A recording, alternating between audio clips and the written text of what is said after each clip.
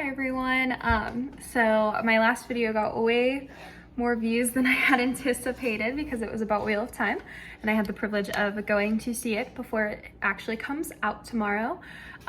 So I got a little bit of feedback from people who said they'd like to see more from me, which is very exciting and I really appreciate it, so thank you. So with that in mind, I wanted to kind of talk about something that's been on my mind before it comes out tomorrow. And sorry if I keep glancing down, I have like a few notes that I have written out. But this like thought process is like inspired by Nerdist.com's article that just came out a few days ago called Stop Saying the Wheel of Time Will Be the Next Game of Thrones by W.C Hoag. And it got me really thinking about things because I think that this is the equation that a lot of people are making. And the show hasn't even come out yet, so I think it's kind of like an unfair thing to be saying right now. But I also kind of want to dive into, at least like the books wise, what the differences and similarities are, so that like people don't go into it thinking it's going to be the next Game of Thrones and then are disappointed because it's not the same. And I think like this comparison really does come from not only the fact that they're both like high fantasy, but from the fact that when it was created, or like it got the green light in the first place, Bezos is quoted as saying, make it the next Game of Thrones. So I think a lot of people have had these comparisons in their head from like day one, but I think Amazon's like quote with that is more about making it as popular as Game of Thrones, and then equating it because of the fantasy as well as the amount of money they're deciding to put towards each episode for Wheel of Time. And I think that's kind of where that quote comes from, and then I think that the similarities kind of end there, and I think that we need to kind of discuss it so people aren't making this comparison like ill-sightedly, because I don't want anyone to go into it like disappointed, especially people who haven't read the books and know the differences and everything. And I think like discussing it kind of really helps with this idea to really grasp and understand that they're very different things, while they do have some similarities. But yeah, let's just go ahead and jump into it. So let's just like start with the similarities.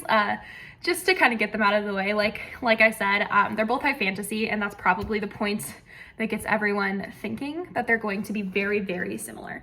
And while I can see how a lot of people would think that way, because it's high fantasy, that's like saying that like Lord of the Rings is the same as Game of Thrones. They're very different. Just the way that the story is told, but they both are high fantasy. So that is like a fair similarity and judgment that people make. And one thing that I will say is they both do have these very, very large, extensive network of characters and relationships. And that comes from the fact that the book series are so long. And like these relationships and these networks get so interesting with like the familial overlap and the family overlap and things like that, because of how large the character network becomes within the books, as well as the series as we see it progress. So those are things that are similar, and I think it is fair to draw those similarities there. But I would say that's probably about where it ends, to be completely honest. So like, let's just get into some of the differences that are really going to drive these series apart from one another, so that we can really identify them as two different things and not keep making this comparison, because Wheel of Time is its own thing. So like first and foremost, Wheel of Time, the first few books were written first. So when we talk about these similarities and people saying that Game of Thrones is like Wheel of Time, if that was true, it would kind of be the opposite in a way. If anything, Martin was probably influenced by Jordan's expansion of the fantastical like universe that he sets. So it's really interesting to keep hearing these comparisons, and I understand that it's likely more about the show than it is the books, but just to kind of like put that into perspective, like this series did begin first and end first. So it's very interesting to see the influence that Wheel of Time does have on Game of Thrones, despite the fact that Game of Thrones became like a TV show first. And then also with Game of Thrones, it is a very cynical kind of storytelling. It's very dark. It's driven by this like idea of power breeds corruption in people, whereas Wheel of Time is kind of like the opposite. Violence is used as a last resort in a lot of ways with most of the characters. It's the like base of the stories of Wheel of Time is inherently that people are good, that like you can't walk so long like in the dark that you can't come back to the light. That's like a common trope in the Wheel of Time series. And like there's this idea with Game of Thrones that politics is like backstabbing and a bunch of things like that, whereas with Wheel of Time there's this earnestness to do good always through the power that you're given. So I do think that that's a very very big difference between these series. And also with Wheel of Time, as opposed to Game of Thrones, the power networks that are created and like the political power is held by women and women alone in most scenarios. Like, yes, there are kings and stuff, but the Aes Sedai are really the ones pulling the strings on almost everything. And so it's very interesting to see the dynamics here of women holding the political power like squarely in one hand, basically, and in one world, and then anyone and everyone who can gain power in the other world. So it's very different and in that way. And like I said, and I kind of discussed in that point, this idea that power can be used for good to like help people. It's not just this thing that breeds corruption.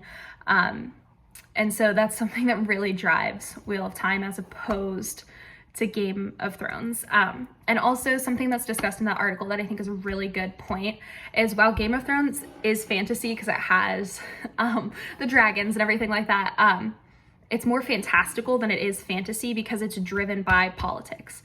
So like despite the fact that it is high fantasy because of the world it exists in, it is inherently like a political show. It's about this drive for power, this fight for power and things of that nature, whereas Wheel of Time is kind of, it's not the opposite in a way, but it is a fantasy world, and the fantasy, like the magic and the Aes Sedai and all of that drives what happens politically. So it's very different in that way. And also just kind of coming back to this idea that people are inherently good people in Wheel of Time. This idea, and again, this is discussed in the article, and the author does a really good job with this, talking about how at the heart of Wheel of Time is this idea that people set aside desire for duty in Wheel of Time. And like, that's what it comes down to, is these people who give up the lives they want to live because they know that their wants, their desires, their dreams, the selfishness they have inside of them needs to be put aside for the greater good. Whereas with Game of Thrones, it's a little bit more about that selfishness driving people to power, and then that drives them to corruption. So it's like, it's a very different dynamic when it comes to the way that power inherently comes to people in Wheel of Time. And obviously there are people who are corrupt in Wheel of Time. I'm not saying that that's not true, but let's just focus on like the main characters and their drive for power and why it exists versus the characters of Game of Thrones.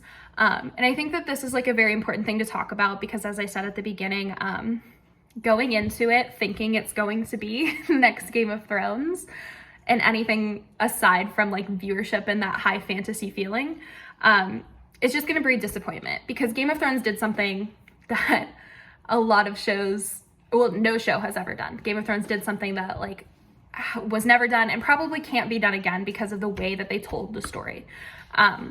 And Wheel of Time shouldn't be following their track because it's a very different story. It's a very different network of relationships, despite the fact that it is a large network.